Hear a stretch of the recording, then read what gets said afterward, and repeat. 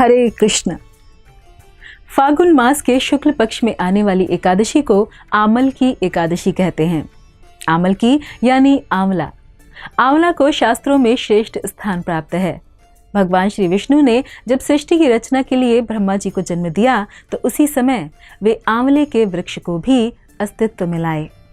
आंवले को भगवान विष्णु ने आदि वृक्ष के रूप में प्रतिष्ठित किया है। इसके हर अंग में ईश्वर का स्थान माना गया है। एक समय राजा मानधाता वशिष्ठ मुनि से बोले कि हे वशिष्ठ जी, यदि आप मुझ पर कृपा करें तो किसी ऐसे व्रत की कथा कहिए जिससे मेरा कल्याण हो। इस पर महर्षि वशिष्ठ बोले कि हे राजन, सब व्रतों से उत्तम और अंत में मोक्ष देने वाले आमल की एकादशी के व्रत का मैं वर्णन करता हूँ। यह एकादशी फागुन माह के शुक्ल पक्ष में होती है। इस व्रत के करने से समस्त पाप नष्ट हो जाते हैं। इस व्रत का फल 1000 गौदान के फल के बराबर होता है। अब मैं आपसे एक पौराणिक कथा कहता हूं जिसे आप ध्यान पूर्वक सुने। वैदिश नाम का एक नगर था जिसमें ब्राह्मण, क्षत्रिय, वैश्य और शूद्र चारों वर्ण आनंद सहित रहते थे। उस नगर में सदैव वेद ध्वनि गूंजा करती थी तथा पापी, दुराचारी व नास्तिक उस नगर में कोई नहीं था। उस नगर में चैतरथ नाम का चंद्रवंशी राजा राज्य करता था, जो अत्यंत विद्वान तथा धर्मी था। उस नगर में कोई भी व्यक्ति दरिद्र व कंजूस नहीं था। सभी नगरवासी भगवान विष्णु की भक्ति किया करते थे और बाल, वृद्ध, स्त्री व पुरुष एकादशी का व्रत किया करते थे। एक समय फागुन मास के शुक्ल पक्ष की आमल की एकादशी आई। उस दिन राजा, प्रजा तथा बाल, वृद्ध सभी ने हर्षपूर्वक व्रत किया। राजा अपनी प्रजा के साथ मंदिर में जाकर पूर्ण कुंभ स्थापित करके धूप, दीप, नैवेद्य, पंचरत्न आदि से धात्री अर्थात आंवले का पूजन करने लगे और स्तुति करने लगे। उस मंदिर में रात को सभी ने जागरण किया व रात के समय उस जगह एक बहेलिया आया। वह महापापी तथा दुराचारी था। अपने कुटुंब का पालन वह जीव हिंसा करके किया करता था। वह भूख प्यास से अत्यंत व्याकुल था। कुछ भोजन पाने की इच्छा से वह मंदिर के एक कोने में जाकर बैठ गया। उस जगह बैठकर वह भगवान विष्णु की कथा तथा एकादशी महात्म्य सुनने लगा। इस प्रकार उस बहेलिये ने सारी रात अन्य लोगों के साथ जागरण कर व्यतीत की। प्रातःकाल सभी लोग अपने अपने निवास पर चले गए। इसी प्रकार वह बहेलिया भी अपने घर को गया और वहां जाकर उसने भोजन किया। कुछ समय बीतने के पश्चात उस बहेलिये की मृत्यु हो गई। उसने जीव हिंसा की थी। इस कारण हालांकि वह घोर नरक का भागी था, परंतु उस दिन आमल की एकादशी का व्रत तथा जागरण करने के प्रभाव से उसने राजा विदुरथ के यहाँ जन्म लिया। उसका नाम वसुरथ रखा गया। बड़ा होने पर वह चतुरंगिणी सेना सहित तथा धन धान्य से युक्त होकर 10 सहस्त्र ग्रामों का संचालन करने लगा। वह अत्यंत धार्मिक, सत्यवादी, कर्मवीर और विष्णु भक्त हुआ।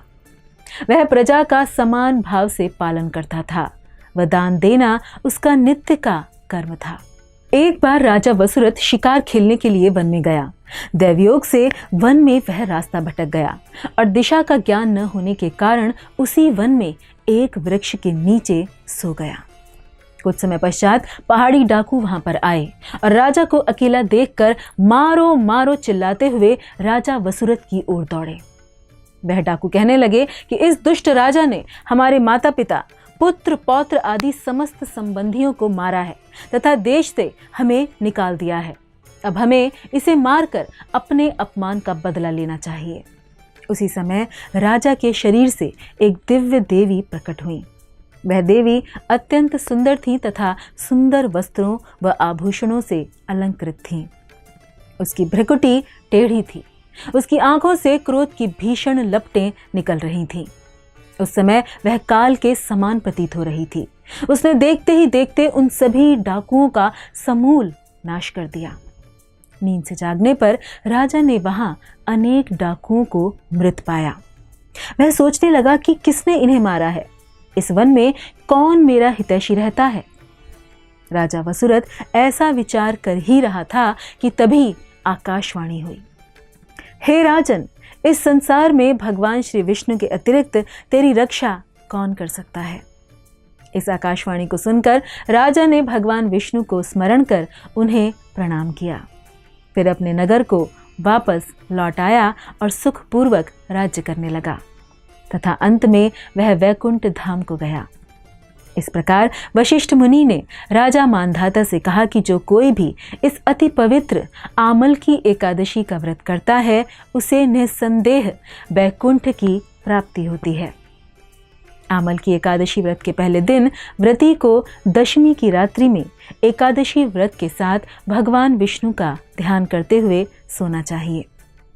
आमल की एकादशी के दिन सुबह स्नान करके भगवान विष्णु की प्रतिमा के समक्ष हाथ में तिल, कुश, मुद्रा और जल लेकर संकल्प करें कि मैं भगवान विष्णु की प्रसन्नता एवं मोक्ष की कामना से आमल की एकादशी का व्रत रखता हूँ। मेरा यह व्रत सफलतापूर्वक पूरा हो, इसके लिए श्री हरि मुझे अपनी शरण में रखें। भगवान की पूजा के पश्चात पूजन सामग्री लेकर आंवले के वृक्ष की पूजा करें। व द्वादशी के दिन प्रातःकाल ब्राह्मणों को भोजन करवाकर दक्षिणा दें व इन क्रियाओं के पश्चात पारायण करके अन्न व जल ग्रहण करें।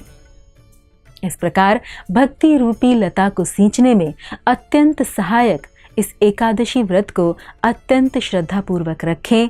अधिक से अधिक भगवान नाम का जप व कीर्तन करें, भक्तों का संग करें, वैष्णवों की सेवा करें और इस बहुमूल्य मानव जीवन के यथार्थ व परम लक्ष्य भगवान श्री कृष्ण की मधुर भक्ति को प्राप्त करें।